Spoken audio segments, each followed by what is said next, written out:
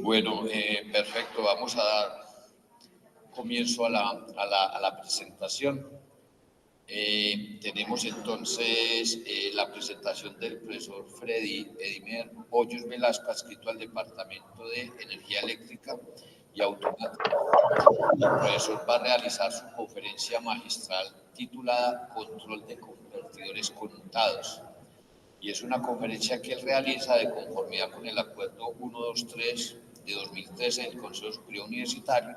Ese es el Estatuto de Personal Docente, que en su artículo 21, numeral 2, plantea que se debe hacer un informe de una conferencia magistral pública como insumo para la evaluación especial requerida dentro del proceso de promoción a profesor titular por parte del profesor. El Consejo de la Facultad, en su sesión del 15 de octubre de 2024, acta 25, designó como pares académicos a los profesores Johnny Posada Contreras de la Universidad Autónoma de Occidente y al profesor Carlos Andrés Ramos de la Universidad Nacional de Colombia. Pues inicialmente y primero que todo, pues agradecerles el apoyo que nos están brindando para esta conferencia como pares académicos. Le pido un favor a los pares, y es que de parte de la Secretaría se les hizo llegar un formato para hacer la valoración o el concepto, emitir el concepto sobre exactamente. El favor que les queremos pedir es que que se pongan de acuerdo los dos profesores y emitan un solo concepto firmado por los dos y nos lo hagan llegar a la Secretaría, y ese será el insumo pues para continuar con ese proceso. Profesor, mil felicitaciones, muchos éxitos en su conferencia y quedamos pendientes.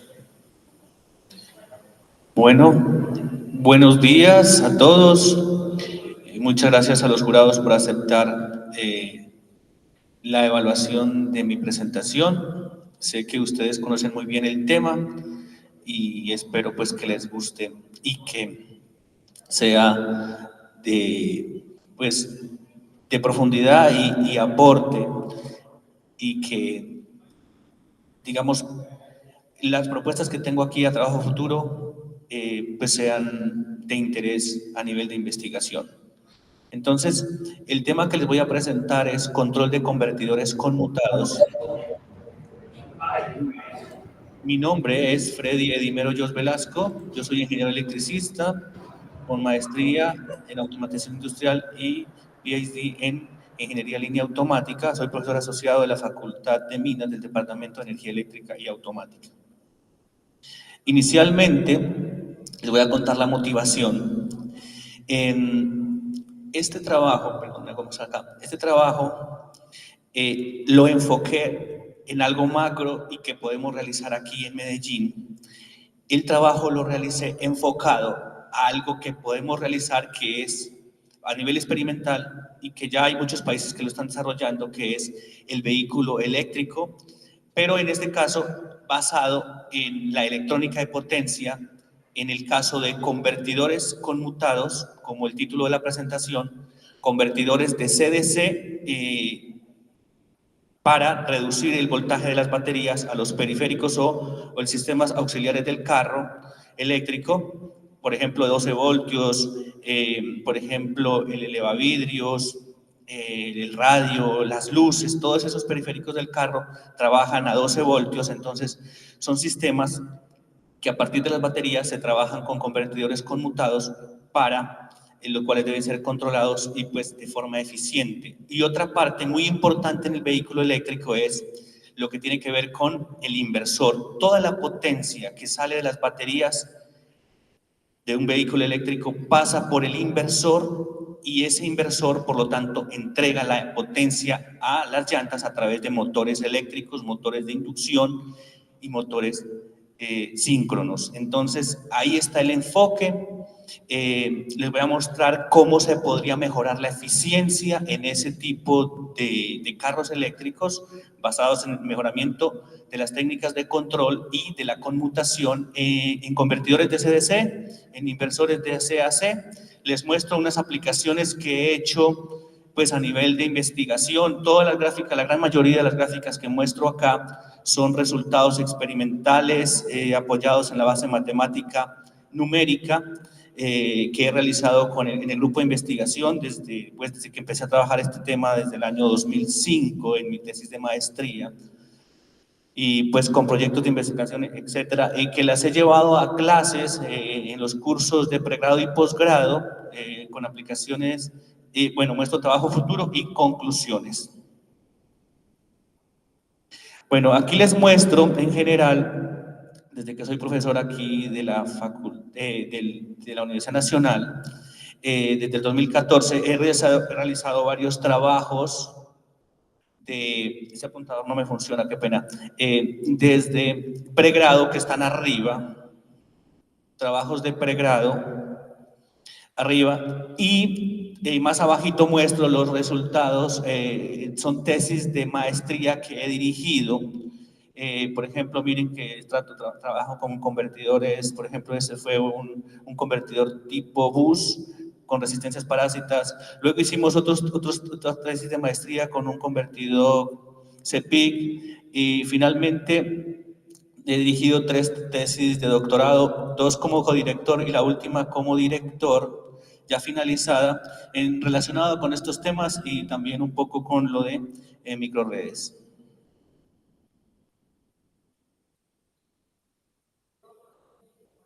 Qué pena, ya. También este trabajo está soportado en mi experiencia en proyectos de investigación de jornada docente, proyectos internos de la Universidad Nacional donde hemos concursado para ganar dinero para laboratorio, para los estudiantes, también de trabajos externos donde hemos conseguido recursos para investigación a nivel experimental. De eso creamos un grupo de investigación. Es reciente, pero a la vez ya tiene la máxima categoría en Colciencias desde hace como 4 años o 3, bueno, 4 años me parece, que es A1 en Colciencias. El grupo se llama Procesamiento Digital de Señales para Sistemas en Tiempo Real, del cual en este momento soy el director y bueno, también soy creador del grupo y soy investigador senior en Colciencias. Motivación, entonces, inicialmente les contaba que el carro eléctrico, o sea, el cerebro realmente está controlado por un procesador inteligente, pero el cual la energía, la potencia la maneja desde un convertidor DC-DC y de un inversor. Entonces, si mejoramos la eficiencia de esa onda alterna que le entregamos al motor, si trabajamos fuertemente en eso, desde el control y desde la construcción experimental, y si lo mejoramos, pues va a mejorar la eficiencia. Los vehículos eléctricos, como ustedes saben, son el futuro de la humanidad por ahora, a no ser que pues, nos gane la batalla lo del carro de hidrógeno, pero por ahora hay muchos países, por el caso de Noruega, por ejemplo, que casi todos los vehículos son eléctricos, ¿listo? Mejora la calidad del aire. En Colombia, en el mundo, por ejemplo, se mueren aproximadamente 6 millones de personas por contaminación del aire, y gran parte de esas personas que mueren son debidas a la contaminación provocada por los vehículos de combustión. Más muertes hay por contaminación del aire que por accidentes de tránsito. Ahí está la relación, 6 a 1.3 millones a nivel mundial. En Colombia, la contaminación del aire en el 2021 más o menos murieron 15.000 personas, y muchas de estas relacionadas con el tráfico vehicular. Bueno, aquí hago una relación. Bueno, este carro yo lo conozco, el Toyota Fortuner. Para ir, por ejemplo, de aquí a Alfodún, a Maguruma, ida y vuelta se gasta aproximadamente, bueno, son 100 kilómetros, entonces aproximadamente se gasta unos 64.000 ida y vuelta. Con un vehículo eléctrico aproximadamente se gasta 17.000. Miren la diferencia, bastante más de 3 veces la diferencia en ahorro en dinero, ¿no? Y eso se traduce pues también en energía. Y si lo hacemos la comparación con un Mazda 3, serían 40.000 pesos. Ahí está todavía ganando el vehículo eléctrico en ahorro de dinero por kilómetro. Y finalmente, si se hace a diésel, en este momento como está el precio, serían 24.000. y si sube a la misma relación de la gasolina serían 39.000.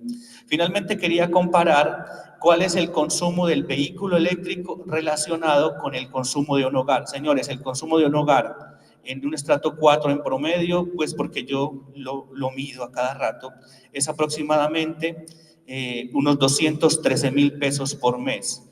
Si yo comprara un vehículo eléctrico, me consumiría aproximadamente 127.000 al mes. Eso equivale al 60% de mi hogar. Entonces, si yo compro un vehículo eléctrico, tendría que aumentar mi potencia en la casa a nivel de eléctrica un 60%. Entonces, habría que tenerlo en cuenta.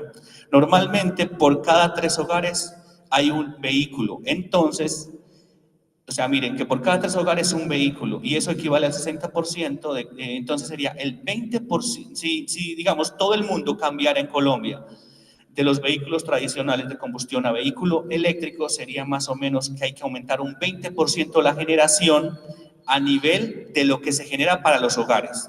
¿Listo? Entonces habría que considerarlo. Tampoco es mucho. Me puse a hacer unos cálculos y o sea, se podría hacer eso a nivel general. Bueno, aquí en general les muestro las partes de un vehículo eléctrico. Me voy a concentrar sobre todo en el convertidor que ustedes ven aquí a la esquina. El convertidor el convertidor de CDC, que es el encargado de los sistemas de 12 voltios, todos los periféricos de 12 voltios que les había comentado, el inversor y el motor, que es donde está pues toda la energía. Inicialmente pues la energía se toma de la red, va por el cargador interno, este se encarga de ir al convertidor y al inversor y por ende al motor. Bueno, la eficiencia en un convertidor de CDC aproximadamente está entre 90 y 95%, de un inversor entre 95 y 98% y el motor entre 85 y 95%. Si mejoramos esta eficiencia desde el punto de vista de los convertidores y el control, pues podemos ahorrar ese 20% que les hablé inicialmente, que se aumentaría la demanda, ¿listo? En general, un vehículo eléctrico tiene una eficiencia del 70%. La idea es mejorar las eficiencias anteriores de los convertidores para poder mejorar la eficiencia total. Aquí, a grosso modo, muestro el vehículo eléctrico que está compuesto por la parte de acá, la estación de carga. Esta va a un cargador interno, esta va a las baterías, luego hay una caja de distribución, la cual distribuye la energía, ya sea para el convertidor de CDC, para los sistemas auxiliares del carro y ya para la potencia que va a través del inversor. O sea, observen que el vehículo eléctrico como tal tiene bastante electrónica de potencia y podemos influir en ella. ¿Listo? Aquí ya está un poco más detallado el vehículo eléctrico. En la mitad, en azul, está la batería, la cual se carga desde acá, ¿listo? Del cargador externo. El cargador externo, que está en la calle, va al cargador interno. Este se encarga de llevar la potencia, observen por aquí, hasta la batería. Esta energía, pues toda es manejada desde una caja de distribución. Esta energía de las baterías se lleva al inversor para entregar la potencia. O sea, la mayoría de la energía va a estar por acá, por el inversor de potencia que llega a los motores o al motor. Y esa energía también sale de la batería y llega al convertidor de CDC que está acá. Ese convertidor de CDC pues es el que se lleva la energía para cargar una batería de 12 voltios para los sistemas auxiliares. Entonces aquí tenemos en general toda la parte eléctrica de un vehículo eléctrico. Y vamos a trabajar nosotros en el convertidor de CDC y en el inversor, ¿listo? Que ese es en la presentación. Entonces miren, para el diseño de un convertidor de CDC normalmente, bueno, ese es un convertidor back de CDC que lo podemos incluso trabajar, en la parte del filtro la podemos usar en un puente medio, en puente H, en un puente trifásico. Observen que la inductancia en la fórmula, las dos últimas, la inductancia es inversamente proporcional a la frecuencia. Si trabajamos, por ejemplo, con frecuencias más altas, la idea en convertidores es trabajar frecuencias por encima de 10 kHz para evitar ruidos, para mejorar la eficiencia también. Si trabajamos con frecuencias más altas, pues el convertidor nos va a ser más eficiente, va a ser más pequeño, lo mismo el condensador. Entonces, por ahí empezamos, ¿listo? Miren, una forma muy buena que yo he trabajado para mejorar estas técnicas de control y mejorar la eficiencia en estos convertidores es hacer el sensado inteligente, sincronizado, como muestro arriba. Hacer el sensado sincronizado significa que yo, miren, voy a ver si me puedo acercar un poquito. Si puedo, observen que ahí donde hay unas bolitas rojas aquí. Si yo censo el voltaje y la corriente en la mitad, no en el transitorio que ustedes ven la conmutación del PWM, si censo la corriente en la mitad exactamente, no voy a censar ruido. Observen que si yo censara en cualquier parte, o sea, sin tener una sincronización, si censo en cualquier lugar, podría censar una corriente con un 300% de error. Entonces, si hacemos un buen censado, como muestro en la gráfica superior derecha arriba, si censo donde muestro esas señales de impulso, ese tren de pulsos allá, si censo el voltaje y la corriente ahí, miren que no censo perturbaciones y entonces ahí me va a dar mejor las técnicas de control, van a trabajar mejor para cualquier técnica de control, no tiene que ser pues un control especial. Abajo observan una señal que ya tiene subarmónicos, tiene la señal fundamental de conmutación en esta esquina de abajo, en esta, pero tiene también unos subarmónicos de frecuencia más baja. Cuando hay caos, el sistema se vuelve una locura porque ya presentan frecuencias de todo tipo, o sea, hay un rango muy ancho de frecuencias y esas, si van incluidas con el problema de conmutación y si vamos a censar esas señales, o sea, el control ya se ve perjudicado precisamente por el mal muestreo. Lo que propongo entonces es hacer un muestreo adecuado sincronizado con la señal PWM para no cometer ese error. Yo lo he hecho y funciona muy bien. Y bueno, esto también sirve para hacer control en lazo cerrado discreto. Aquí, por ejemplo, muestro otra forma de reducir las pérdidas y es colocar un tiempo muerto entre este T1, el transistor T1 que ven en la parte superior izquierda, hacer un tiempo muerto para evitar ese cortocircuito que estoy mostrando acá. Entonces, si dejo un tiempo muerto entre encender un MOSFET y el otro, pero no dejárselo a la electrónica de potencia únicamente, sino programarlo directamente desde el control, desde la tarjeta de procesamiento, programarla, o sea, colocarle un tiempo muerto, no dejarlo que el sistema lo tenga, o sea, que lo coloque, porque los sistemas, pues, como trabajan tan rápido, ellos, de todas maneras, sí hay momentos donde se juntan los dos MOSFET a trabajar y por muy pequeños que sean, ahí es donde se generan las pérdidas. Lo mismo para el caso del inversor trifásico que muestro abajo. Acá también hay otras formas importantes que es apantallar. Por ejemplo, esto sí lo hacen normalmente, miren, apantallar los convertidores, el inversor, pero no solamente apantallarlos a ellos, sino todos los sistemas, todas las señales, apantallarlas a esa tierra. Uno pensaría, bueno, aquí en un vehículo tradicional la pantalla es el negativo de la batería, pero aquí en un vehículo eléctrico la pantalla ya no es el negativo de la batería, la pantalla es la carcasa, la cual no está conectado al negativo. Allá en un vehículo eléctrico ya tenemos la positiva, la negativa de la batería y una carcasa exterior, porque no podemos conectar el negativo al chasis, acá ya es diferente. Entonces, esa tierra que va a ser el chasis, que no es el negativo de la batería, como les digo, tenía que estar apantallando todo. En la parte superior, en la mitad, muestro, por ejemplo, cómo apantallar dos señales que llevan dos señales, por ejemplo, un voltaje y una corriente, los cuales no queremos que sean perturbados por la conmutación de alta potencia o de alta corriente. Y allá muestro también otra forma, es apantallar como tal donde genera el problema, donde genera la interferencia electromagnética, por ejemplo, las altas corrientes acá en el cable de la parte izquierda. También miren que tiene una pantalla alrededor del cable que lleva la potencia. Esa es otra técnica a nivel de hardware. Bueno, aquí les muestro ya lo que yo he trabajado con convertidores. Voy a hacerlo un poco rápido para no aburrirlos. Inicialmente muestro un convertidor de potencia BAC.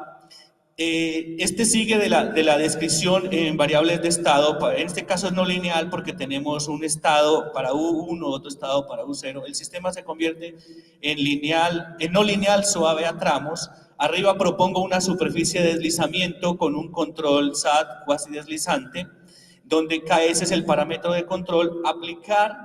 Para aplicar la técnica de control ya lo han estudiado mucho, y es simplemente esa superficie de deslizamiento, linealizarla, y ahí aparecen, y le sacamos la derivada a esa superficie S de X, y aplicamos esa derivada para el caso cuando está encendido el transistor, y cuando está apagado. De eso se produce aquí al final una técnica de control en donde dice DK, esta técnica por acá, la técnica de control SAT. Y luego, si queremos estabilizar cuando hay caos, podemos trabajar con la técnica de control FPIC, que sirve para estabilizar el caos. Acá están los parámetros en la parte derecha de la tabla, los parámetros que se desarrollaron en el experimento. Primero se desarrolló, digamos, el experimento para medir los valores, y luego estos valores se agregaron en la simulación, incluyendo pues todos los efectos posibles, como los efectos de cuantización, los efectos de muestreo, para poder ver, observen allá en la parte derecha superior cómo da el resultado de simulación y experimento, que son bastante cercanos porque se incluyeron todas las pérdidas parásitas y bueno, todos los efectos de cuantización y muestreo que les digo del sistema en tiempo real. Y allá está el experimento también y la señal de referencia. Con un error acá abajo, con un error bajo, bien pequeño, mírenlo. Acá, por ejemplo, en este lado de acá, en este lado acá, en la izquierda inferior, hacemos una perturbación del voltaje de entrada, y miren que incluso al perturbarlo bastante el voltaje de entrada, la salida sigue la referencia. Acá se hizo un diagrama de bifurcaciones variando el parámetro de control KS, que es el parámetro de control que les había dicho, se hizo numérico a la parte izquierda y experimental en la derecha, donde se observa sobre todo aquí en el ciclo de trabajo, que el ciclo de trabajo nos daría frecuencia fija de conmutación, porque este ciclo de trabajo no se satura, pero no se satura a partir de KS3, de KS3 acá. ¿Listo? Bueno, aquí está la simulación, donde incluimos todos los efectos que les hablaba, efectos de cuantización acá, efectos de cuantización, el efecto de muestreo y un retardo. Acá se calcula la técnica de control, y esto se ve en simulación, pero asimismo es en el experimento, porque lo hacemos en MATLAB Simulink. Perdón. Este es el experimento. Se construye el convertidor, ya tiene sus pérdidas, se las miden. Se hizo una parte analógica para el sensado de voltaje y corriente. Ya acá está el lazo cerrado. Esta es la parte de DSP, programación en tiempo real, para el control que se hace en MATLAB Simulink. Y esta señal de disparo para el octoacoplamiento, para poder separar las señales digitales de las de potencia. Aquí está el sistema implementado en MATLAB Simulink, donde también aparecen nuevos bloques que no los tiene MATLAB, sino cuando uno compra la tarjeta ya aparecen otros bloques, otras librerías, por ejemplo la que estoy mostrando acá, que son librerías de DSP, bueno, de sincronización de señales, y ahí es donde uno puede hacer esto de censar en el punto adecuado para evitar esas perturbaciones. Bueno, este es el experimento. Yo tenía otro experimento antes, pero ahora ya lo hemos modificado con este experimento, que ya tenemos 20 módulos. Bueno, tenemos para construir 20 módulos. Ahorita hay 16 en el laboratorio de electrónica y control que ya los están utilizando. Con este convertidor, pues podemos hacer varias técnicas de control, lo podemos probar. Es un convertidor muy bueno, robusto, con protecciones, etcétera. Entonces, este es un trabajo que hemos desarrollado para el laboratorio, desde un proyecto de investigación del departamento, que es el mismo que yo usé antes, ¿no? Con algunas modificaciones. Esta, por ejemplo, es un convertidor inversor de CAC, ya de alto voltaje, bueno, medio voltaje de 120, alimentado a 120 voltios, AC. Allá en la gráfica que ustedes ven están los condensadores para convertir, bueno, para tener la señal DC a 120 raíz de 2. Está el convertidor por aquí, no se alcanza a ver muy bien el convertidor, por aquí, aquí está el convertidor.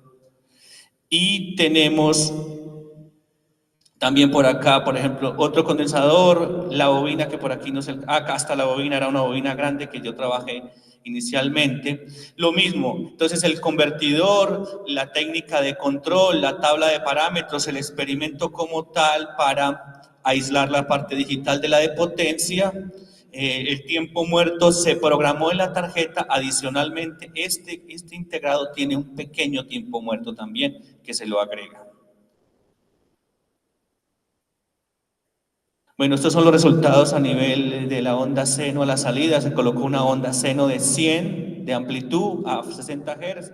Observen la señal más azul, es el voltaje a la salida. Ahí está la señal PWM. La verde es la corriente en la carga y la morada es la corriente en el inductor. Allá en el extremo derecho superior se hizo un cambio de frecuencia. Acá en el inferior derecho se hizo un cambio de carga donde se observa que rechaza bien las perturbaciones. Acá se muestra, en el izquierdo inferior se muestra voltaje, ciclo de trabajo, el cual no está saturado. Observen que el ciclo de trabajo está entre 1 y 0. Miren que no se pasa, lo cual me da, por eso me da frecuencia fija de conmutación y me da una bonita onda donde no hay saturación del ciclo de trabajo. Aquí tenemos, otro experimento ya enfocándonos un poquito al tema de motores. Tenemos el mismo convertidor BAC donde le hemos agregado las variables a nivel teórico del motor DC. Acá está el modelo ya para U igual a 1, acá y U igual a 0. Entonces, si le ponemos PWM centrado, ya tenemos un sistema no lineal a tramos. Y este es el experimento. Tenemos acá motores DC, la tarjeta para control en tiempo real, el convertidor, el acondicionamiento de señales, bueno, el inductor que está aquí, y el MOSFET, el driver para manejo de los MOSFET, ¿listo? Bueno, estos son, bueno, la superficie de deslizamiento aquí ya cambia porque es un sistema de 4x4, entonces tenemos esta superficie de deslizamiento donde hacemos la primera derivada con S igual a ON para el caso cuando U igual a 1 o U igual a 0, se calcula el ciclo de trabajo, se hacen estas derivadas, se calcula el ciclo de trabajo, ahí le incluimos el retardo también que se presenta a nivel experimental, el control FPIC para el caos, y aquí está la tabla de parámetros, en la simulación también está acá abajo, y miren los resultados, por ejemplo, para una referencia pasando de 100 radianes por segundo en el motor, pasándola directamente a 400 radianes por segundo. Observen en la primera gráfica donde se observan los resultados experimentales y numéricos comparados. Pues es un proceso para hacer estas gráficas, pero se construyen y miren, queda muy bien para poder comparar cómo es pues, la relación entre el experimento y la simulación. Aquí está calculado el error en la gráfica C. Y acá se hicieron abajo, en la parte de izquierda abajo, se hicieron varios cambios de referencia y observen que sigue la referencia a diferentes valores. El error que está en la parte derecha inferior, el error también es inferior al 2% a nivel numérico y experimental. Experimental es un poco más grande, que es la señal azul. Arriba se ve el ciclo de trabajo que está en la mitad derecha. En la mitad de la gráfica observen que el ciclo de trabajo no se ha saturado, solamente en el transitorio sí se saturó, si no estuvo alrededor de 0.2 y 0.8. Aquí también muestro cómo es al hacer perturbaciones en el voltaje de entrada. Observen que al hacer perturbaciones en el voltaje de entrada, el error en la salida todavía se mantiene alrededor de entre -2 y 0%. Se hizo un cambio de torque en el motor y observen arriba la velocidad en la parte superior derecha que se mantiene a pesar de un cambio fuerte de torque. Bueno, aquí ya voy en la parte de inversores trifásicos. Aquí también se hizo un experimento con un inversor trifásico que construimos en el laboratorio. También, este sí ya se alimentó a 300 voltios DC tomado de la red trifásica. O sea, tomamos la red trifásica, la convertimos a DC, y esos 300 voltios ya los pasamos a un inversor trifásico, como el que ustedes ven acá. Esto es el comienzo pues del trabajo ya con inversores, y ya con carga resistiva. Observen el experimento. Todo esto, aparte de aquí, la mitad es el experimento, y al lado derecho están los resultados a nivel de simulación. Abajo se muestra el error. Miren que incluso tiene la misma forma de onda y son errores menores al 2%. Todo con la técnica SAT, ¿no? Esta es por ejemplo, la visualización de la tarjeta. Esa tarjeta permite hacer control en tiempo real y variar parámetros. Uno puede variar parámetros de control en tiempo real. Por ejemplo, puede variar la referencia, estar censando, todo en tiempo real. Mirar, por ejemplo, cómo es el error, calcular, pues, toda cosa matemática, todo proceso matemático lo podemos realizar en tiempo real, variando parámetros, variando referencia, frecuencia, todo lo que queramos hacer. La ventaja de hacerlo en tiempo real es que trabaja a la velocidad de la luz el sistema, pues por ejemplo los sistemas analógicos, y lo podemos ver muy rápido. En cambio, en una simulación usted varía un parámetro y si quiere ver que se estabilice, tiene que esperar que se estabilice. Y esto, que esos sistemas son rápidos, pero cuando hay sistemas lentos, ya trabajando con motores, el sistema ya es más lento. Trabajar en tiempo real pues es mucho mejor. Aquí tenemos el último trabajo que realicé este mes. Este trabajo es un inversor trifásico controlado con un control deslizante. Observen, acá tenemos el inversor trifásico arriba, el inversor trifásico con un filtro RLC para una carga resistiva inicialmente. Tenemos una superficie de deslizamiento. Mírenla, que en la parte derecha superior, la superficie de deslizamiento tiene que ver con el voltaje a la salida más un filtro en la corriente del inductor. Bueno, aquí tenemos entonces esa fórmula que ustedes ven arriba, en la parte superior, la vamos a ver acá abajo. Eso es por cada fase. Entonces tenemos, se censa el voltaje del condensador y se pone la referencia que queremos a la salida. Es simplemente colocar esa función que ustedes ven arriba en bloques de Simulink, hacer el filtro para la corriente, y cada una de esas fases del sistema monofásico me va a dar una salida U y una U negada. Simplemente la vamos a negar. Y por cada fase tenemos una U y una U negada que van a cada rama del inversor que está arriba. O sea, por cada rama es como para un monofásico 2 y el tercero, ¿entienden? Y de ahí ya se obtienen las salidas, y para hacer las pruebas totalmente como estaba funcionando también, hicimos una perturbación de 300 volts, de 350 a la entrada y 400. O sea, de una vez esa señal que ustedes ven cuadrada ahí, la única forma de onda que ven ahí, es la señal de entrada de una vez ya con la perturbación de 300 a 450. Y observen los resultados.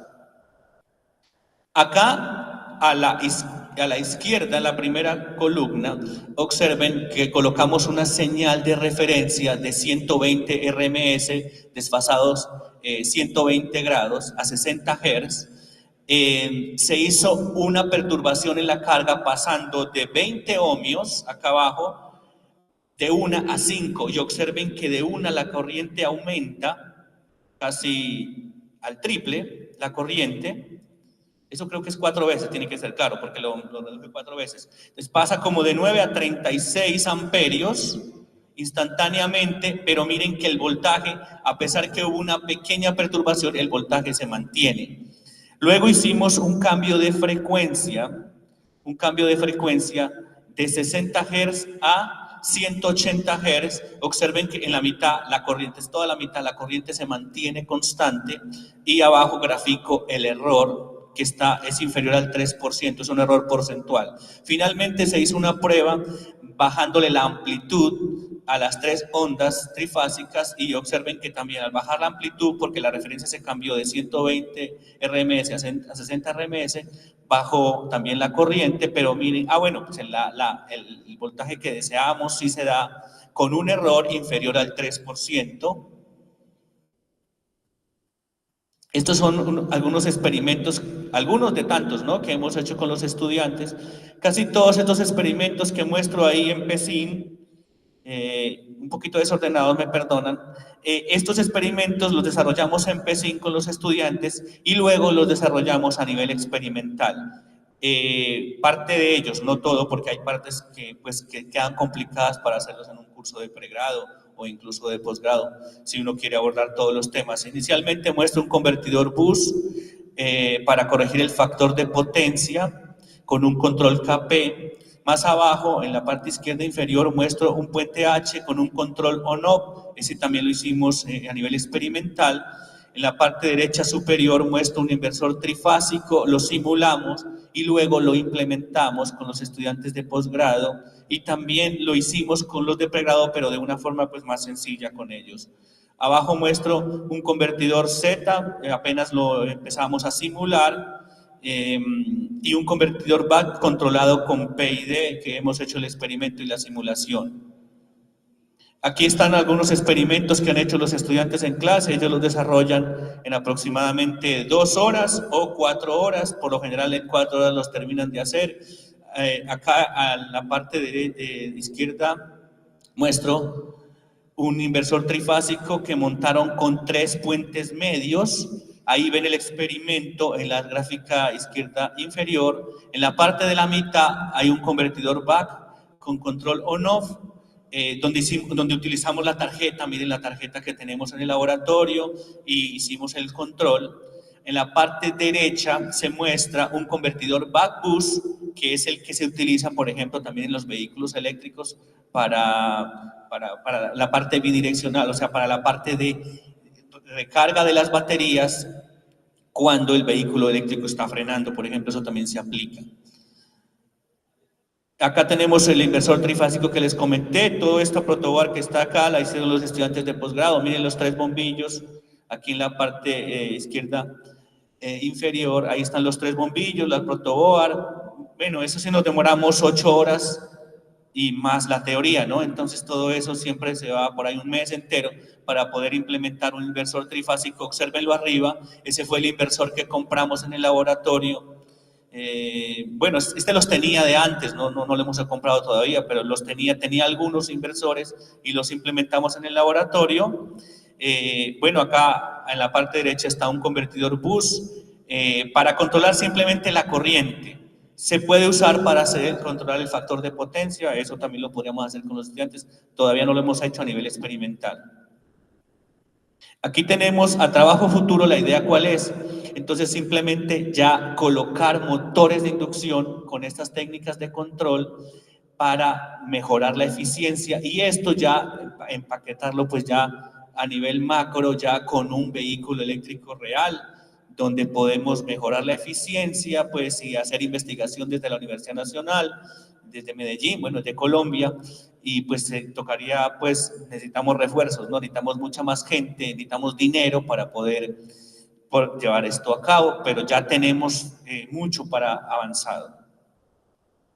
Aquí les muestro trabajo futuro. A nivel de laboratorio de grupo de investigación tenemos comprado una micro LACBOS, que es lo último en tecnología para control en tiempo real. Esta micro LACBOS permite mostrar en el computador a alta velocidad, no por ejemplo como el Arduino que me sensa a 1 kHz, no, esta micro LACBOS permite realizar muestreos en tiempo real más o menos a 20, 30, hasta 50 kHz y a esa misma velocidad mostrar en el computador. O sea que para electrónica de potencia es espectacular porque podemos hacer muestreo a alta velocidad, o sea, muestreo a 20 kHz, que es lo que se necesita, controlar muchas máquinas. Esta tarjeta puede controlar por ejemplo, 2 inversores trifásicos, un puente medio, un convertidor, o sea, podemos controlar muchas máquinas a la vez. En este caso, para el vehículo eléctrico sería un inversor trifásico y un convertidor DC. Totalmente se puede hacer. Se programa desde MATLAB Simulink, que nos permite todas las herramientas y la potencia de MATLAB, toda esa parte matemática que está desarrollada en MATLAB la podemos depositar a Simulink y ese programa desarrollado en Simulink lo podemos descargar en la tarjeta. Esto es lo último en tecnología, les cuento. Sería bueno que en Colombia, que en la universidad pudiéramos comprar este tipo de aparatos para investigación, para doctorado, maestría. Y bueno, también hay unos más económicos, ¿no? También hay unos más económicos donde se puede programar desde MATLAB Simulink, con la diferencia que ya no tenemos pues esta versatilidad para muestrar a alta velocidad, sería la única diferencia. Se puede hacer, Arduino también está relacionado, también se puede hacer algo de Arduino con MATLAB, con Simulink, entonces pues también se puede hacer con menos recursos, también se puede realizar, se pueden programar DSPIC con MATLAB Simulink, unos DSPIC más baratos de unos 20,000, de 50,000 pesos, eso también pues está para desarrollar con los estudiantes. Ya pues uno en investigación ya puede utilizar una tarjeta más costosa. Y listo, para hacer control en tiempo real, se deposita todo el programa en la tarjeta controla los motores, los motores entregan unas variables que se llevan a la tarjeta y esa tarjeta las vuelve a entregar al computador para visualizar. Aquí muestro, por ejemplo, lo que hemos comprado. Compramos 2 inversores para desarrollar las técnicas de control. Tenemos ya los motores también. Estos motores también los tenemos en el grupo de investigación. Y bueno, también podemos comprar nuevos inversores o desarrollar nuestros propios inversores. No es complicado porque ya tenemos todas las herramientas, se puede trabajar con MOSFET o IGBT, etc. Como conclusión, entonces, la demanda global de vehículos eléctricos pues está impulsando a nivel mundial la investigación en inversores, convertidores, técnicas de control, que nosotros como pues desde la parte de eléctrica y control aquí en la sede podemos investigar y desarrollar nuevos productos ahí. Bueno, otra cosa que si desarrollamos nuevas técnicas de control o mejoramos las que hay con estos desarrollos de frecuencia fija de conmutación, muestreo eficiente, lo del tiempo muerto que les digo, bueno, apantallamiento, etcétera, podemos mejorar la eficiencia de los conversores y en este caso pues de la energía para el vehículo eléctrico, la eficiencia como tal, reducir las pérdidas. Bueno, otra cosa, los avances en control de convertidores se pueden aplicar a energías renovables, a microredes, a muchos más temas, listo, que ese es el auge ahora. Y finalmente también otra cosa era que, les recuerdo que les dije ahora que si vamos a implementar el vehículo eléctrico en Colombia, hay que pensar si todos los vehículos eléctricos, los vehículos de combustión se cambian por vehículos eléctricos, habría que aumentar aproximadamente un 20% de la energía que demandan los hogares, pues no lo veo tan complicado, pero ahí está una inversión, pero ya no usaríamos la energía de combustión, ¿no? O la reduciríamos bastante. Aunque hay que pensar que también que los camiones y eso, pues también tendríamos que convertirlos a eléctricos, ¿no? Para poder llegar al 100%. Finalmente, estas investigaciones las podemos desarrollar con profesores estudiantes, ya lo estamos haciendo, se necesita más becas, más plata para poder desarrollar esto, pero ahí vamos. Y bueno, estas habilidades experimentales mejoran un poco el conocimiento teórico, que es muy bueno y que se ha desarrollado aquí a nivel de sede, pero a nivel experimental se encuentran fenómenos y cosas que uno de pronto en la teoría no las ve, por ejemplo las resistencias parásitas, estas pérdidas por calentamiento que a uno a veces las ignora a nivel de circuitos. Muchas gracias, estas son las referencias, hay algunas mías ahí, pero son muchísimas más obviamente. Muchas gracias. Ahora sí, las preguntas.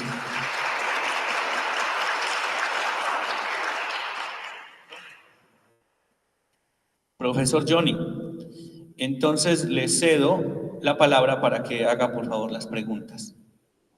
Bueno, muchísimas gracias, profesor, por su presentación. ¿Me están escuchando bien? Sí, sí señor. Ok, muchas gracias, profesor, de nuevo por su presentación. Tengo entendido que, digamos, usted la charla la está enfocando más que todo a convertidores de potencia. Profe, hable bajito para poderle escuchar. Más lento, por favor. Bueno, tengo entendido que ahí me escucha mejor a esa velocidad. Sí, a un 60% le escuchamos. Bueno, quería preguntar lo siguiente. Ahí le escucho. Tengo entendido que la charla va orientada hacia el control de convertidores pero ¿es exclusivamente para la parte de movilidad eléctrica o vehículos eléctricos? ¿O lo puedes aplicar o lo estás queriendo extrapolar a otras áreas también? Profe, realmente yo quería enfocarla en algo concreto para pensar en un trabajo futuro, y porque pues a mí me gustan mucho los inversores y convertidores. Entonces yo la enfoqué realmente a vehículos eléctricos, como le mostré acá desde el inicio, mostré cómo está construido, qué partes tiene. Pero esto mismo se puede aplicar en microredes, porque las microredes usted sabe que parten de corriente continua, podemos tener cargas trifásicas, monofásicas, DC, entonces esto también se podría aplicar en microredes. Todos estos conocimientos, si los llegamos, pues, digamos, a desarrollar bien en cuanto a las pérdidas y eficiencias, se pueden aplicar en todo lo que es energías renovables sin ningún problema. Claro, esta es una parte, ¿no? Hay otra parte que hay que estudiar, por ejemplo, cómo vender energía de un vehículo eléctrico a la red, que se podría aplicar en microredes, y bueno, por ejemplo, lo del frenado regenerativo, que aquí tampoco lo hablé, que apenas también lo estoy estudiando.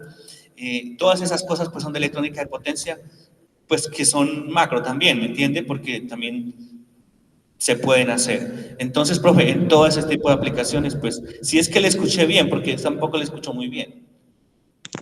¿Sí está bien? Bueno, sí, profesor Freddy, una pregunta. Digamos, enfocándonos más a la parte de control en movilidad, en vehículos eléctricos. Una de las preocupaciones, de las principales preocupaciones, es la confiabilidad de los sistemas de conversión. En este caso, uno quisiese tener sistemas de conversión los cuales no dependan solamente de medir tensiones y corrientes al mismo tiempo. Me explico mejor.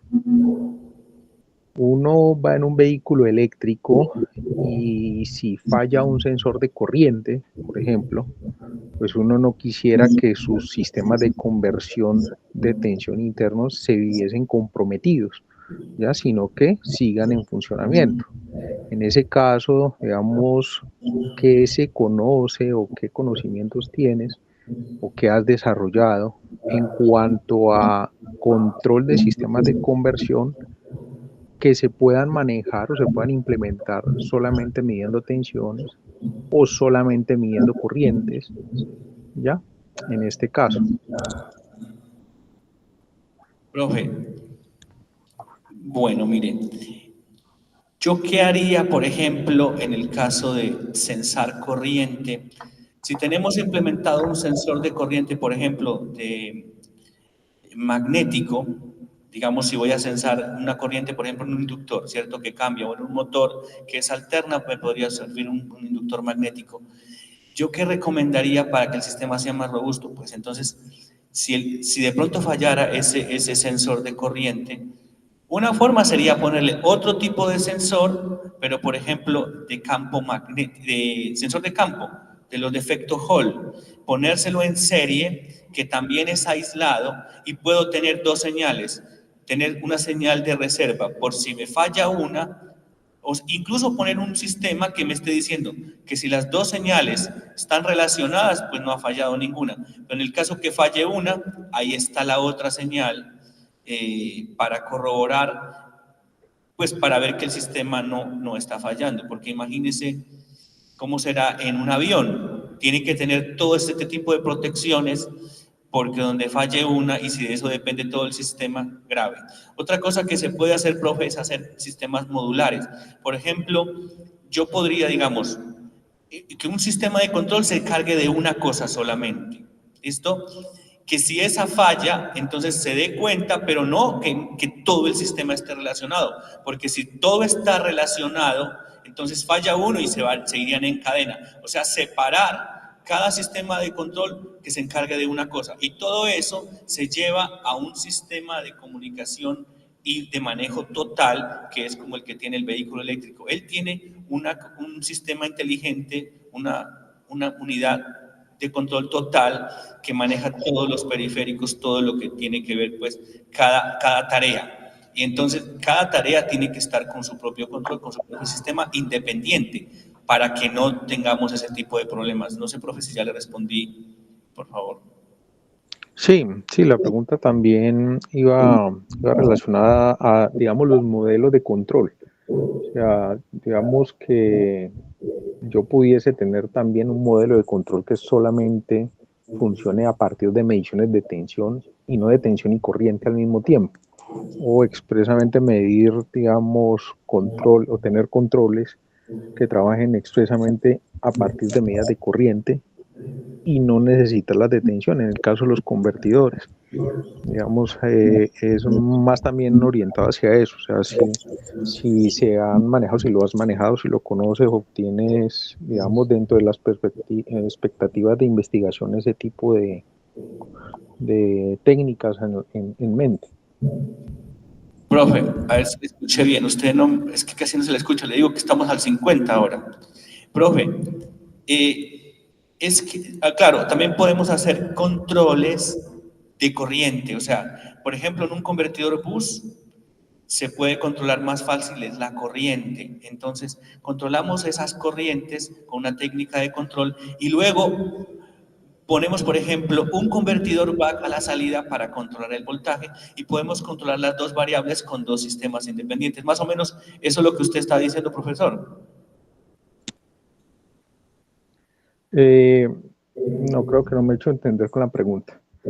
A ver, tú tienes un modelo de control para un convertidor buck o para un inversor o para cualquier tipo de convertidor que esté dentro de un vehículo eléctrico, ¿ok? Generalmente, los algoritmos de control tradicionales pueden utilizar lazos de control internos para corriente, lazos de control externo para tensiones, ¿ya? Si son controladores en cascada, por ejemplo, ¿ya? Pero en el caso de tener ausencia de algunos elementos como sensores de corrientes porque salen de línea, se salen de línea en los sistemas, en los vehículos eléctricos y solamente quedan sensores de tensión, ¿ya? Más que todo es por redundancia en los algoritmos de control que puedan operar expresamente con sensores de tensión, ¿ya? En el caso en que los sensores de corriente digamos, se salgan de operación. O al contrario, si los sensores de tensión salen de operación y solamente quedamos con los de corriente, hay técnicas de control que me lo permiten hacer. O sea, es más que todo hacia allá la pregunta. Si conoces, los manejas o tienes en tu saber, digamos, algoritmos de control que trabajen de esta forma. Profe, uno con estas tarjetas, o sea, en estas tarjetas me ha pasado eso. Voy a tratar de echar para atrás la presentación. Profesor, en estas técnicas de control, con estas tarjetas, por ejemplo, de avanzadas que le mostré al final, uno puede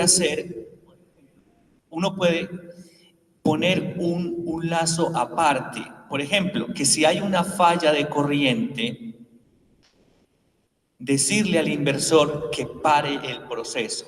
De hecho, los inversores ya vienen con unas entradas donde uno le dice que si hay una sobrecorriente dada, por ejemplo, por los sensores y el sistema inteligente que es la tarjeta, ella avisa, hay una sobrecorriente, o sea que hubo un cortocircuito a la salida, hubo una falla en un transistor o alguna cosa por el estilo. Entonces, él de una le avisa al sistema que hay que apagarse prácticamente. Entonces, sí, eso sería por aparte. Uno tiene el sistema normal, trabajando en lazo cerrado, pero hay algo más arriba que ya se maneja, digamos, por ese tipo de perturbaciones externas. Por ejemplo, una corriente, una sobrecorriente o una falla de un sensor, de una manda a decir, bueno, pare el proceso, pero no lo pare mal, o sea, colóquelo el inversor de tal forma que no falle, o sea, mande, por ejemplo, deje todo encendido los transistores de los brazos del inversor y apague todos los de abajo para que no haya falla. O sea, eso sí se puede hacer. Incluso los paquetes de inversores de IGBT que ya vienen con entradas para falla. Ya vienen De hecho, ya vienen integrados, profesor. Entonces, esa es una gran ventaja de esos paquetes de inversores que ya vienen con todo, incluso vienen con la parte de autoacoplamiento. Entonces, todos los sistemas los aterriza a una tierra digital, la del procesador, y adentro ellos ya vienen internamente separados, la parte de digital de la de potencia mediante autoacoplamiento. O sea, eso ya no hay problema de tierras ahí, que era el problema que había antes en los inversores. Vale, muchísimas gracias. Me gustaría hacerte otra pregunta. ¿Me escuchan? ¿No se escucha, profesor? Hola, hola, ahí yo veo que me están escuchando, no escucho retorno de parte de ustedes. Profesor. Hola, ¿me escuchan? Sí, señor. Ya, perfecto. Gracias por tu respuesta. Tengo otra preguntita allí con respecto al control de los inversores de tensión. Veo que las simulaciones que tú presentas, comentas que manejan cargas resistivas y que el algoritmo que trabajaron, el SAT, tengo entendido, trabaja con cargas resistivas. Presenta los resultados de cargas resistivas porque no lo has expuesto a cargas resistivas e inductivas o a cargas no lineales o por alguna otra razón en particular. Profe, sí lo hemos puesto. Inicialmente para probarlo, porque eso lo desarrollé yo también. Esto es nuevo. Esta parte que usted ve ahí es para un motor DC. No estaba hecho, yo propuse la superficie de deslizamiento, estaba extraña, no me creían y después funcionó bien. Entonces, sí se hicieron algunas pruebas con motores de inducción. Sí se han hecho, pero pues tuve un problema, digamos, con la tarjeta, porque esas tarjetas para 300 voltios se queman mucho.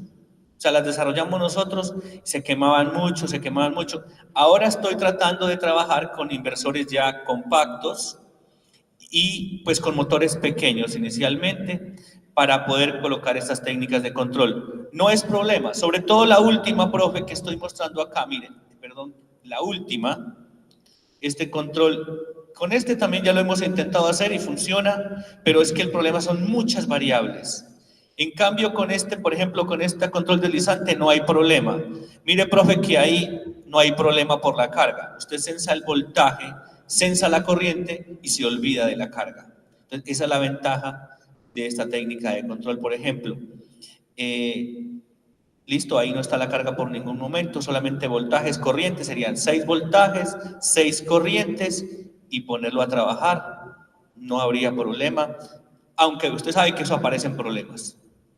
Entonces, sí, la pregunta precisamente va orientada hacia allá, porque cuando uno está trabajando con motores en vehículos eléctricos, generalmente tú puedes tener motores síncronos de imanes permanentes, con imanes permanentes o síncronos de reluctancia variable, ¿ya?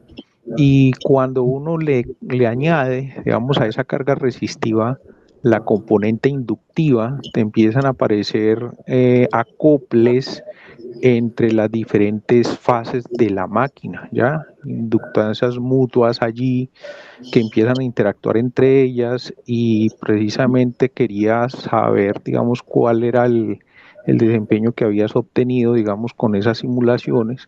Por eso te preguntaba si no lo habías expuesto a cargas RL, porque allí, digamos, esos acoples generan bastante estrés en el algoritmo de control y generalmente un control que trabaja muy bien con cargas resistivas, cuando uno lo pone a trabajar en una máquina eléctrica, ya no dejan de funcionar eficientemente. De hecho, hay unos que simplemente no funcionan, ¿ya? Quería saber, digamos, esos, qué tanto lo habías expuesto a cargas RL, ¿ya? Y no hablar de las cargas no lineales, pero si lo metemos a simplemente vehículos eléctricos, pues se supone que solamente estaría en el motor, partiendo de ese supuesto. Sí quería conocer qué tanta experimentación se había tenido en ese aspecto. Sí, profesor, yo sí he trabajado, incluso he trabajado experimentalmente con motores de inducción lineal trifásicos, que son los hermanos de los motores de inducción trifásicos. Entonces, incluso también hemos trabajado con motores de inducción trifásicos. El problema es lo que usted dice, claro, ya son más componentes. Si usted trabaja con un motor de inducción trifásico, entonces ya hay que censar. Por ejemplo, si es, digamos, con un motor de inducción lineal, ya hay que censar las variables del estator, las corrientes del estator, porque son las que me permiten medirlo. También en un motor jaula de ardilla de inducción, mire que tenemos acceso a los voltajes, línea, bueno, puede ser de línea o línea neutro, depende cómo esté conectado, y las corrientes también. Con esas 6 variables, profe, se juega y funciona bien, no hay ningún problema, lo hemos experimentado y ha funcionado bien. A nivel de laboratorio, pues ese trabajo lo desarrolló un compañero mío en el doctorado. Yo le ayudé, no lo quise presentar aquí como tal, pues porque yo le ayudé, pero no es mi trabajo, ¿me entiende? Pero soy consciente de que con él obtuvimos resultados a nivel de laboratorio, porque él trabaja en el mismo laboratorio mío. Y sí, profe, todos esos problemas hacen más grande el problema, pero sí se puede controlar. Controlamos tranquilamente motores de inducción lineal para incluso dejarlos en una posición en la otra, cambiar velocidad, todo eso, profe. El problema que tuvimos, como le digo, es que se nos quemaban los inversores. Y eso es lo que estoy afrontando ahora. ¿Por qué se queman los inversores? Precisamente por los tiempos muertos, de pronto fue malo el diseño. O sea, es mucho el problema que hay con inversores, aunque ahora últimamente los están resolviendo a nivel de hardware. Y entonces la idea es mejorarlos a nivel de software, como les comenté acá. Muchas gracias, profesor. Vale, muy amable, muchas gracias. Tengo una ultimita pregunta allí, más que todo como ya un poco más tirando a la parte metodológica. Tú comentabas que esto lo trabajabas con estudiantes de pregrado y con estudiantes de posgrado también, de maestría y de doctorado, ¿ya? ¿Cómo manejas el nivel de maestría y de doctorado, digamos, muchas veces los estudiantes de doctorado, de maestría, llegan muy buenos en otros tipos de competencias diferentes a las de el manejo de electrónica de potencia, ¿ya? Algunos son muy buenos en control, otros son muy buenos en programación, ¿ya? Metodológicamente, ¿cómo abordas, digamos, esas diferencias, más que todo en posgrados, cuando vienen de programas que directamente no son de electrónica, sino que son más bien de corte eléctrico, por electricista, por ejemplo? Lo de ingeniería eléctrica muchas veces no tienen buenas competencias en la parte de electrónica de potencia. Profe, pues acá tenemos, como aquí tenemos las 2 carreras de ingeniería eléctrica y de control, los estudiantes, pues, gracias a Dios, son muy buenos, me consta. Entonces, estos muchachos, por ejemplo, hay unos cursos de electrónica de potencia, y bueno, hay optativas también en esa rama, ¿me entiende? Entonces, ¿qué hacen? Normalmente los muchachos cogen el curso de electrónica de potencia y también ven, por ejemplo, cursos de control.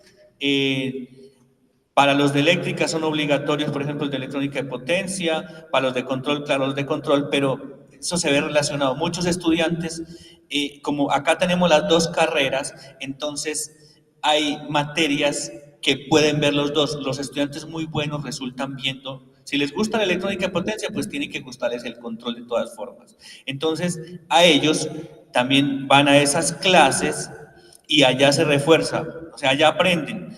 Y de todas maneras, profe, pues aquí hay muchas herramientas, hay grupos de investigación, uno se contacta con ellos.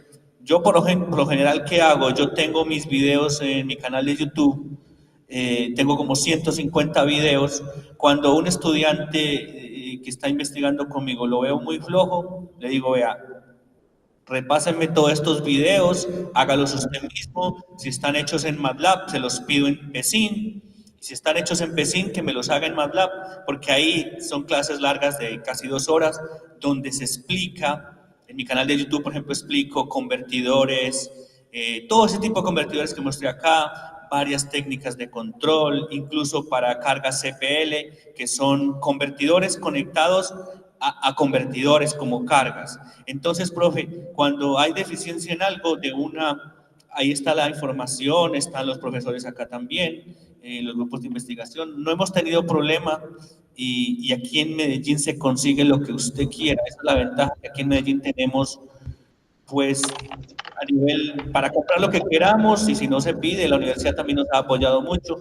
Yo soy el director del laboratorio y procuro que los estudiantes tengan, pues esa es la idea, tener lo máximo posible, y más que la electrónica es barata, entonces eso es fácil, digamos, solucionar. Gracias, profesor.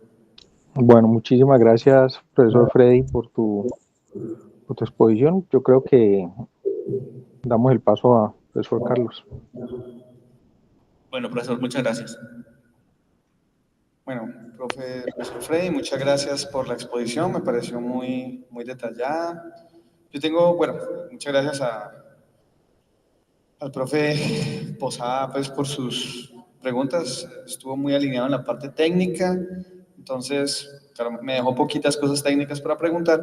Yo solamente tengo una en la parte técnica y es, ¿cómo ves que se podría implementar el sensor inteligente que estás haciendo a la mitad del periodo de conmutación si la frecuencia varía? Por ejemplo, por un sliding tradicional de frecuencia variable, ¿lo ves viable? Y si lo ves viable, ¿cómo se podría hacer? Perdón, profe, sí, muy buena pregunta, profesor. Claro, listo, pero lleguemos a la gráfica. Cuando se presenta, por ejemplo, que ya me ha pasado, cuando se presenta, por ejemplo, que hay saturación en el ciclo de trabajo y que incluso cuando hay caos, como el caos lo provoca la misma conmutación, o sea, la señal PWM es realmente la señal PWM, digamos, si hay saturación del ciclo de trabajo, entonces hay una PWM que se saturó a 1 y que se llevó mucho tiempo en 1, ¿cierto? Porque el ciclo de trabajo quedó en 1. Y cuando no, empiezan a prender y apagar a alta frecuencia.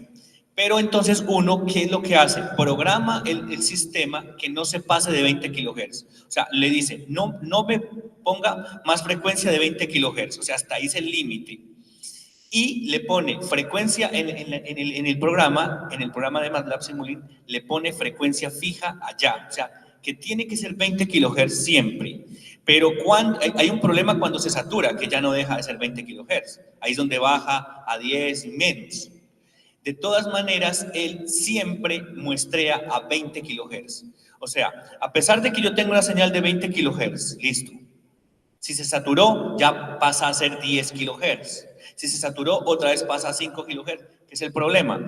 Pero él siempre va a estar muestreando en la mitad del periodo. O sea, aquí siempre va a estar muestreando a 20 kHz, siempre. Y siempre lo hace en la mitad donde iba a ser el periodo. Él internamente siempre, este tren de pulsos de acá arriba, el moradito, siempre va a estar presente con su hermano o con su padre, pues que le genera el PWM. Siempre, siempre, siempre, siempre, a pesar de que haya caos, subarmónicos, todo lo que haya, siempre va a estar ahí. Por eso se garantiza que siempre esté censando donde no hay conmutación. Entonces, ahí no hay problema, profesor. Por eso es muy, muy chévere. El problema de esto es que incrementa las características de la tarjeta donde se va a hacer. O sea, esto no se puede hacer ni en un Arduino, ni en un dispositivo económico. Es muy difícil porque es muy difícil hacerlo. Ya es más complicado. Esta tarjeta, por ejemplo, yo estoy hablando pues como tranquilo porque la tarjeta lo tiene. O sea, la tarjeta como tal lo tiene. Esa es una ventaja. Por eso yo decía, esta es una ventaja realmente de la tarjeta, porque ella lo puede uno programar. Entonces hay que ver cómo hacer eso en otro tipo de tarjeta más económica. Bueno, ya recordando, ¿cierto? Que esta es una conferencia para paso a profesor titular, ¿cierto? Entonces te voy a hacer unas preguntas ya más en ese estilo, con ese ámbito, buscando conocer tu visión. Entonces, la primera, quiero preguntarle en tu opinión, ¿cuál es la principal contribución de tu trabajo de investigación? Si tú piensas en la principal contribución, la que más impacto consideras que ha tenido? ¿Cuál es y por qué? Profe, pues a mí, una de las principales es que a mí me gusta, aquí a nivel de sede, a mí me gusta la eléctrica y el control por igual. ¿Por qué? Porque el posgrado yo lo hice en el control. Me gusta mucho, yo soy feliz cuando veo un sistema que hace lo que yo le pido y más feliz cuando lo veo funcionando experimentalmente. Yo, por eso cada vez que me dice el director, en este caso soy yo el director, cuando me dicen quiere dar un curso, yo quiero darlo el curso de laboratorio de circuitos, el curso de instrumentación. Me gusta mucho porque yo allá puedo desarrollar más experimentos. Las tesis que he dirigido están enfocadas a aplicaciones, ojalá experimentales. Y pues a mí me gusta mucho eso, aunque obviamente no dejo aparte la parte teórica, que es muy importante, porque, o sea, ahí está la parte matemática y el fundamento para que las cosas funcionen. O sea, no llegar como un técnico a montar como loco, sino basado en unos cursos previos, en una tecnología, en una matemática, en un control que ha sido desarrollado o se va a desarrollar.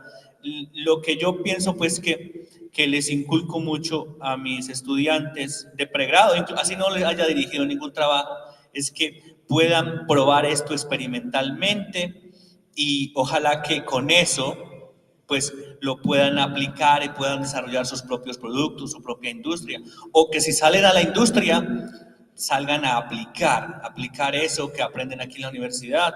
Por eso también me gusta mucho ser el coordinador de laboratorio, que pues porque quiero que los estudiantes desarrollen esas habilidades, porque matemática aquí saben mucho, o sea, están muy bien a nivel de matemáticas, a nivel de control, de electrónica de potencia, de electrónica básica, de circuitos, están muy bien, muy bien. Entonces yo quiero como que ellos aprendan ya eso, que lo vean real. Yo sé que cuando las personas ven eso real, se emocionan, porque a mí me pasó. O sea, yo cuando estudié ingeniería eléctrica, poquitos laboratorios fueron los que hice en ese tiempo, en el 2005, todavía no estaban, pues, bien, los laboratorios todavía estaban caídos, ¿me entienden? Ahora ya están más baratos los elementos electrónicos, los de eléctrica, entonces se presta para que los estudiantes puedan aplicar. Y miren otra cosa, las revistas a nivel de investigación, las revistas de punta están pidiendo, le dicen a uno, le acepto el artículo, pero haga el experimento. Esta semana, hace como 15 días envié un convertidor back-boost y me exigieron el experimento. Yo les dije, bueno, ¿yo a qué horas voy a hacer el lazo cerrado? No tengo la tarjeta en este momento, la tengo ocupada en otro trabajo. Bueno, tendría que desmontar todo. Le dije, pues les mando el sistema en lazo abierto y me lo aceptaron, porque ellos querían que el modelo que estábamos proponiendo de un convertidor back-boost sea real, que le pusiéramos las pérdidas al modelo. Entonces, realmente en investigación están pidiendo resultados experimentales, casi siempre me los piden. Entonces, pues, por eso me gusta mucho que los muchachos puedan experimentar con este tipo pues, de sistemas reales. Gracias, profesor. Pero entonces, si te entendí bien, tú ves como el principal impacto de tu trabajo de investigación es como el impacto en la formación de los estudiantes a través de la experimentación. Ok, gracias. Tengo otra pregunta, y es, ¿cuál es la proyección que vos ves de tu trabajo de investigación en los siguientes 5 años? Entonces, si tú miras hacia adelante en los siguientes 5 años, ¿cuál es la proyección que ves que va a tener o que esperas que tenga tu trabajo de investigación aquí dentro de la Universidad Nacional? Bueno, 5 años es poquito porque mantiene a uno muy ocupado. Usted sabe, profesor, hay muchas cosas para hacer. Pues a nivel de laboratorio, yo quiero pues que el laboratorio esté bonito, que esté bien, trabajar. Yo sé que tenemos falencias, porque el laboratorio, por ejemplo, trabajar los estudiantes de posgrado, ahí queda difícil. Nos gustaría conseguir, por ejemplo, hablábamos con el profesor Andrés Julián, incluso con usted también, tener, por ejemplo, un espacio para tener los estudiantes, donde podamos tener, digamos, un tipo de tarjetas para hacer control en tiempo real, motores, o sea, espacios de trabajo donde los estudiantes puedan desarrollarlos. Eso sería lo que me gustaría a mí, donde uno pueda dirigir una tesis tranquilamente, donde los estudiantes puedan desarrollar sus experimentos. Claro, es muy difícil si no tenemos laboratorios desarrollar eso. Pues eso depende ya del dinero, ¿no? Depende también de cómo nos ayuden a nivel de sede, no sé, de la universidad, poder tener espacios donde podamos desarrollar todo esto, espacios de laboratorio. Hacen falta laboratorios para poder hacer eso. Y desde mi parte, pues, enseñar este tipo de sistemas, probarlos. A mí me gusta probarlos inicialmente, pues que si funcionan, o ya delegarlos a algún estudiante para que los pruebe, pero a veces se sienten ellos un poquito mal porque no hay donde hacer el experimento. Yo realmente no tengo pues un laboratorio donde le diga, muchachos, vayan a trabajar ahí, ¿entienden? Entonces esa sería una idea, tener un laboratorio, pero a nivel experimental, o sea, me gusta mucho probar esto, y ahora que veo la posibilidad de hacerlo en vehículos eléctricos, incluso puede ser en motocicletas eléctricas, sería bueno este tipo de convertidores, y es una buena aplicación que podemos desarrollar acá. Me gustaría seguir trabajando en este tema, en convertidores, en control también, en tiempo real, corroborarlos pues en tiempo real. Ok, bueno, no, muchas gracias. Esas son las preguntas que yo tenía aquí definidas. Entonces también le damos las gracias al profesor Posada. No sé si tenemos aquí al maestro de ceremonias, ¿no? Bueno, entonces, bueno, sí, no sé si algunas personas del auditorio desean hacer alguna pregunta.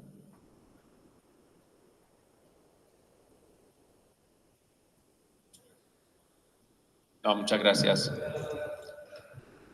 Muchas gracias, profesor, por la presentación. Yo, pues, yendo a lo mismo de esta parte, pues, experimental que usted comenta, ¿cómo ha visto usted como yo trabajo por la parte de modelado y yo veo, pues, que estos modelos trabajan bien, pues, como cuando uno los monta en el laboratorio? O sea, son muy fieles, pues, los modelos a los resultados experimentales. Eso es siempre así, o pueden haber situaciones en las cuales yo diga, no, hay un modelo acá que no me da muy bien con lo experimental por X o Y razón. El profesor ahora comentaba algo sobre eso, cuando habían inductancias, ese tipo de cosas. O sea, ¿qué me puede complicar a mí que cuando yo haga una simulación y vaya a la implementación, esto no me funcione bien? ¿Qué podría ir enredar? Muchas gracias por su pregunta. Bueno, yo sí tuve ese problema, porque cuando llegué a la maestría me pagaban para que yo hiciera una investigación, y cuando no le pagan les exigen más. Y yo tenía que hacer eso que estaba desarrollado en una tesis de doctorado en España, y con mi directora que lo habían desarrollado en su doctorado a nivel teórico. La idea era que yo lo hiciera en experimento, o sea, que corroborara eso experimentalmente. Y la profe me dijo, y yo coloqué a un estudiante de doctorado a que hiciera eso, y él no pudo. Parta de ahí, Freddy. Y yo le dije, pues yo me meto en el reto, que iba a decir que no, ¿cierto? Yo quería hacer la maestría. Entonces, yo le dije de una, yo soy así, yo soy atrevido, yo soy arriesgado en general para esas cosas, ¿me entienden? O sea, me gusta arriesgar, incluso en la parte económica también soy así. Entonces, es claro, es un gran problema eso, porque hay que incluir, por ejemplo, a mí la técnica de control me funcionaba, estoy buscando una gráfica, la técnica de control me funcionaba bien a nivel teórico, a ellos les funcionaba desde el 2001, las simulaciones son espectaculares, pero cuando lo voy a montar, lo voy a hacer experimental, aparece un problema bien grande, que es el retardo de tiempo. Cuando uno piensa pues como en el MATLAB, que tiene un delta de simulación por allá por E a la 1 sobre 100.000. O sea, MATLAB lo trabajo a 1 sobre 100.000 y él trabaja espectacular, pero el experimento trabaja a 1 sobre 20.000. O sea, son frecuencias diferentes. Entonces, cuando uno trabaja en simulación, pues eso es rapidísimo. MATLAB no tiene problema en coger de un periodo, digamos, de un periodo de 16 milisegundos, partirlo en 1000 veces, o no, 1000 no, en 1.000.000 de veces. O sea, MATLAB te parte un periodo de 16 milisegundos en 1.000.000 de veces y te toma 1. Pero cuando usted va a trabajar en tiempo real, ya no es 1.000.000, sino 20.000. Y 20.000, y si es con Arduino serían 1.000. Es un problema que en MATLAB son 1.000.000, en Arduino son 1.000. Mire la diferencia. Entonces el Arduino ya se le va a demorar más. Y en el experimento, incluso con esa tarjeta que es de alta tecnología, hay problemas de retardo. Y esos problemas de retardo en control son graves porque es un periodo atrás. Se está tomando una muestra que ya pasó antes. Y si tiene ruido, peor.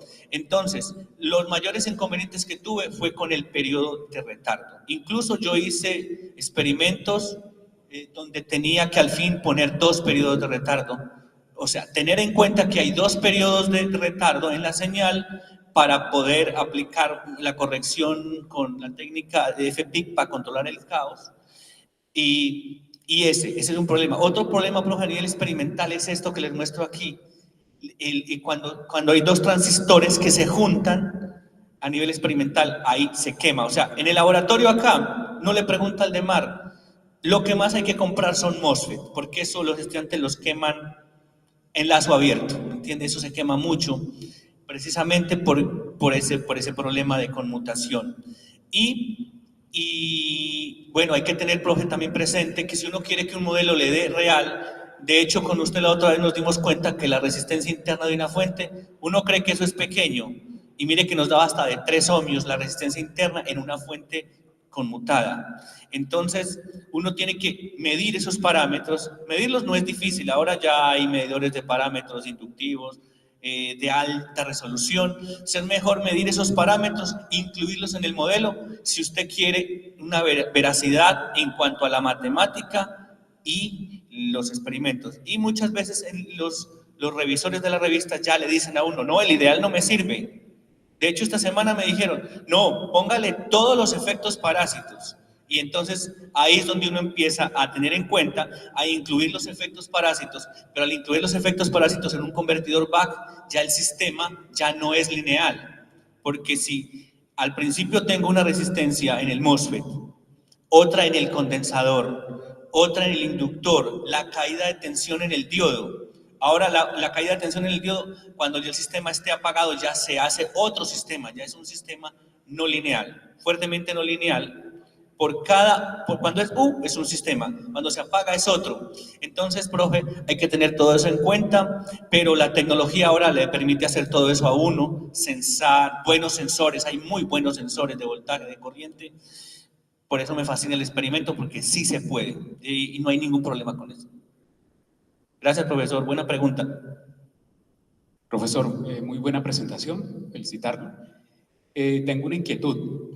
Con algunos grupos de investigación estamos trabajando para colaborar en inteligencia artificial y aplicaciones que mejoren el control. Ya hay muchos avances en cuanto a aplicaciones en el mundo y sobre todo con equipos como el que usted mostró que utilizan simuladores en tiempo real. ¿Cómo ve usted esa proyección allí de esa aplicación? ¿Qué podría evolucionar y qué podría de pronto usted mirar a ver cómo se participa a futuro con esto? Bueno, pregunta avanzada, ¿no? Me está metiendo ya con inteligencia artificial.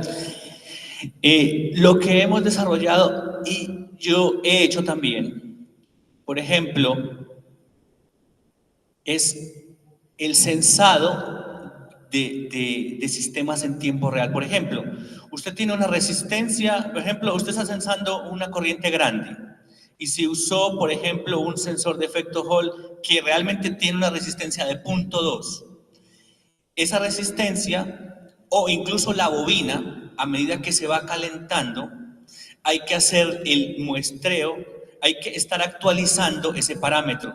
O sea, una resistencia, uno la pone en el modelo constante, pero hay que estar censándola en tiempo real.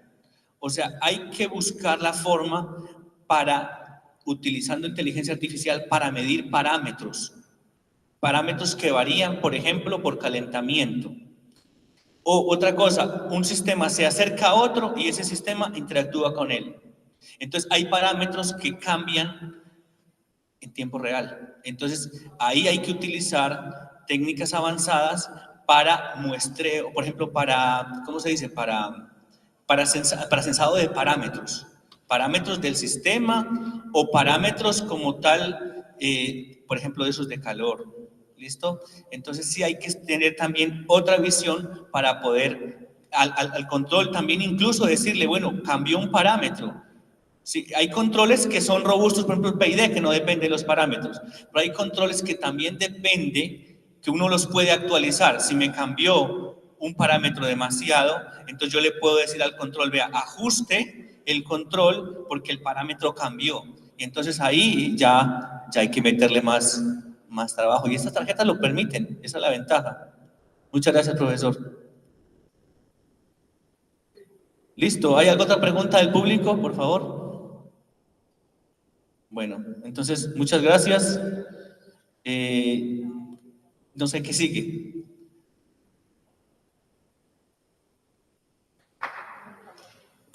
Bueno, muchas gracias a todos por haber venido. Con esto concluimos la presentación. Ya el profesor Posada y yo nos reuniremos en privado para hacer el informe para el Consejo de Facultad. Entonces, les agradecemos mucho por su presencia y muchas gracias al profesor por su presentación, y este es el momento de aplaudir.